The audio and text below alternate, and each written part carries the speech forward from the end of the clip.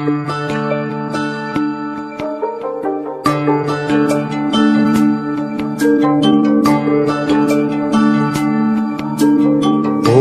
नमस्ते गणपतये त्वमेव प्रत्यक्षं तत्त्वमसि त्वमेव केवलं कर्तासि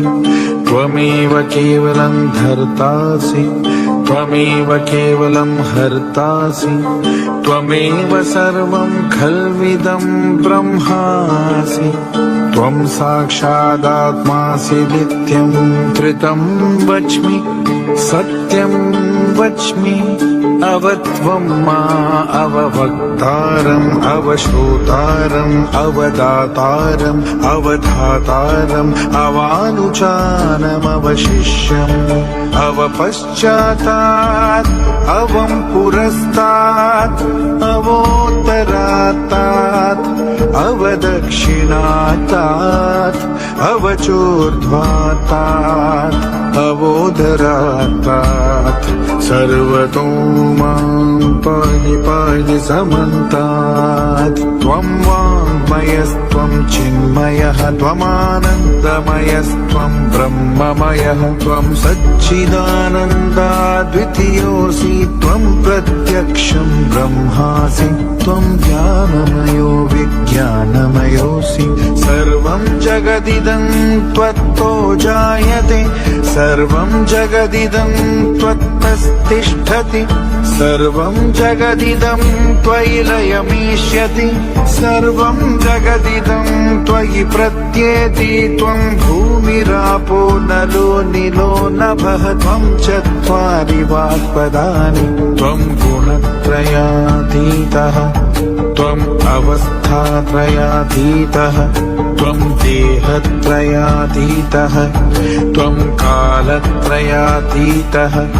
त्वं मूलाधारस्थितोऽसि नित्यं त्वं शक्तित्रयात्मकः त्वं योगिनो ध्यानन्ति नित्यं त्वं ब्रह्मा त्वं विष्णुस्त्वं रुद्रस्त्वम् इन्द्रस्त्वम् अग्निस्त्वं वायुस्त्वं सूर्यस्त्वं चन्द्रमास्त्वं ब्रह्मा भूर्भुवः सुवरों गणादीं पूर्वमुच्चार्य वर्णादींस्तदनन्तरम् अनुस्वारः परतरः अर्धेन्दुलसितं तारेण रुद्रम् एतत्त्वमनुस्वरूपम् गकारः पूर्वरूपम् अकारो मध्यमरूपम् अनुस्वारश्चान्तयरूपम् बिन्दुर्उत्तररूपम् नादः संधानम् संहिता सन्धिः सैषा गणेश विद्या गणनायक ऋषिः निश्चृद्गायत्री छन्दः गणपति देवता ॐ गङ्गणपतये नमः एकदन्ताय विद्महे वक्रतुण्डाय धीमहि तन्नो दन्तिः प्रचोदयात् एकदन्तं चतुर्हस्तं पाशमङ्कुशधारिणं रदं च वरदं हस्तैर्बिभ्राणं मूषकध्वजं रक्तं लम्बोदरं शूर्पकर्णकं रक्तवाससं रक्तगन्धानुलिप्ताङ्गं रक्तपुष्पैः सुपूजितम् भक्तानुकम्पिनं देवं जगत्कारणमच्युतम् आविर्भूतं च सृष्ट्यादौ प्रकृतेः पुरुषात् परम्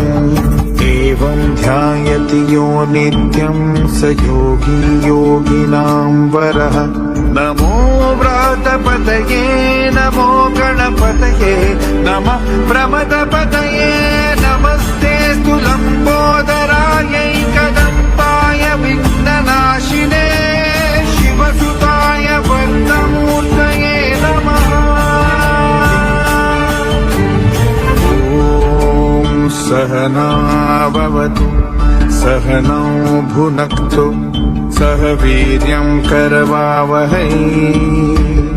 तेजस्विनावधीतमस्तु मा विद्विषावहै। ॐ शान्ति शान्ति शान्तिः।